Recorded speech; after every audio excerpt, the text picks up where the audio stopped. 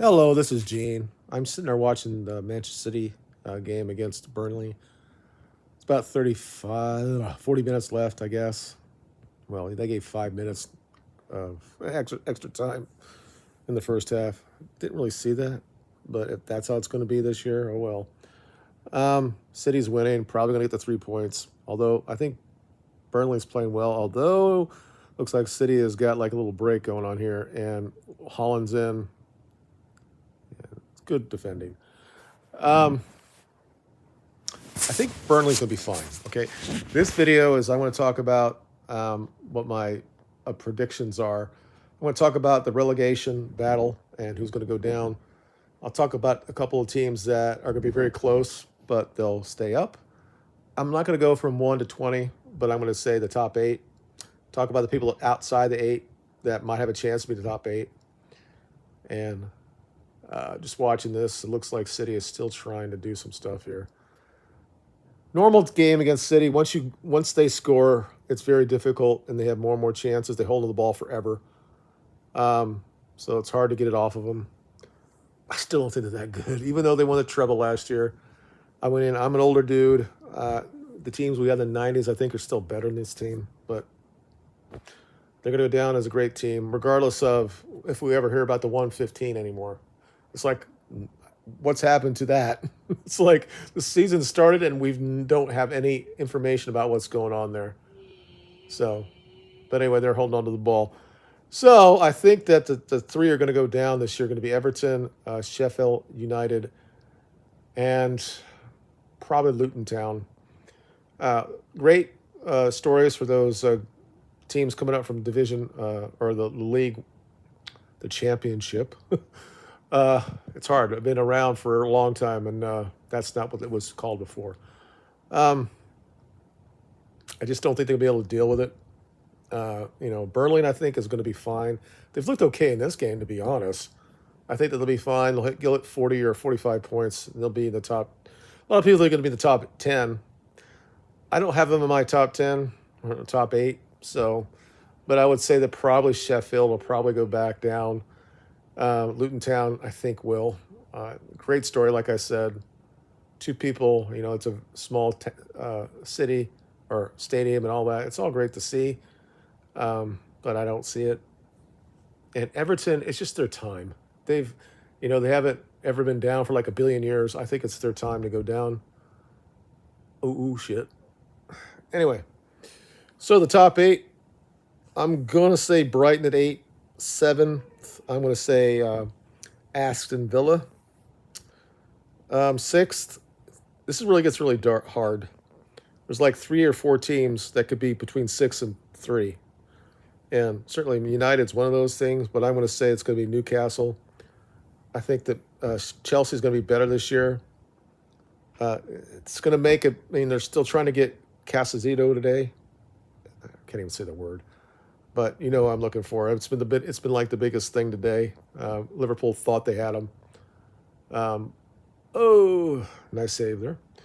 Um, if they get Cassadado, I think that they're going to be in the top 5. So I'm going to just say they'll finish 5th.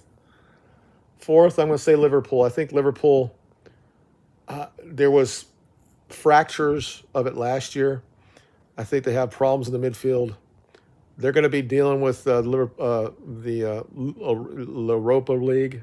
I don't know if they're going to try to win it.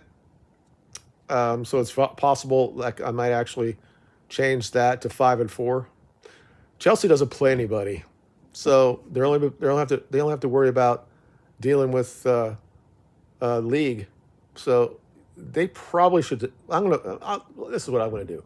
I'm gonna change my point, my predictions.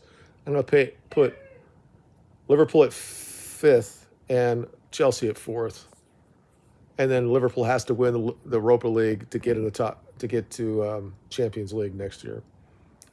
Um, it's going to be very, very close between Arsenal and Manchester United.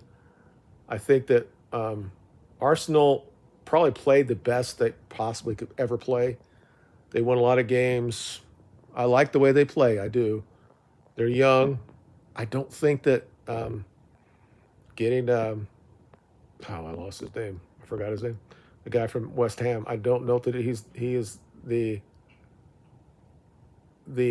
answer for them in the midfield. Declan Rice, and they also got Havertz, and they paid a lot of money on him. For some reason, my TV is dying. So when you live in when you have screen, mean that shit happens. But so I'm going to say that we are going to get like probably 63, or excuse me, 83 or 84 points, and we'll finish second. And Arsenal will be right there. We might win on goal difference, or they'll have like 182, and I think that City will be around 88. It's going to be a very hard year for City. I don't think they're as good as they were last year. Um, they look okay, and normally they start very slow in the season. So they might actually just, if they continually do this, they might have a big lead and then might have to do other things. I still want to know. I think City is still a favorite. I think that Manchester United can compete. I just do not know if we're actually ready. I don't think that Marcus is number 9. I still think we have issues in the midfield. I like our defense. I like Onana. It just depends who we get in the last month or last 2 or 3 weeks of the transfer. I'm not a big fan of Aberbat. I hope he's a good player. I like Baville. I think he's a good player. Um, so we'll see. I think it'll be as close as it was last year. It ended up being 6 points between first and second. I think that it could possibly be that. But I really want the EPL or something to actually settle this 115 stuff. I want to know what's going on with that. I don't know why we don't know yet. What exactly longer do they have to do to figure out if what they did was right or wrong? I mean, as a Manchester United team, I want them to lose all of it. But if it's not, what they did was okay, then I want that to be settled as well. So that's my predictions. This game's got about 30 minutes left in it. City is just pretty much strolling it right now. But like I said, I think Burnley's playing pretty well. This is, the old days under Deitch, they didn't play like this at all. I'm not a big fan of Company at all. I hated him when he was at City, but it seems like he's a good coach, and this team plays very similar to City, of course. I mean, he learned from Pep. So I think they're going to be fine, and they might actually get up in the top 8. They might actually get in Europe next year, but I think that what's good for them is probably top 10 finish. And as I said before, after you get past 8, between 9 and 17, it doesn't really matter. I mean, they don't want to be a big club like Chelsea and finish 12th or something, but Forest doesn't care if they finish 17th. Even Crystal Palace is not going to care if they finish 17th. They just want to have another year in the Premiership. That's what's more important. But I am so very happy that it's back.